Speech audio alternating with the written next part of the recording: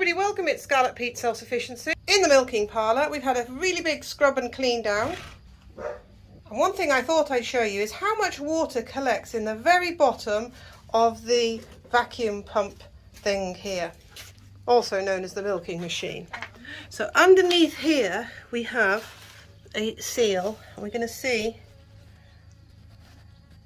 what's going to come out. How much water? Are you ready?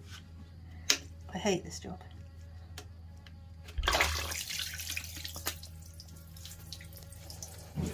That is disgusting. That is all the yuck from the milking machine, from the water and from the tank and oil, and I don't know what else is in there. So good job we've got to clean the floor again, isn't it? So that's the gunk that collects in the bottom of a milking machine in the chamber. You do need to clean it out regularly. And don't forget to put the bung back in. Thanks for watching. Please like, subscribe, share, give me a comment so I know you're there. And I'm going to carry on finishing up the milking parlour. Bye-bye.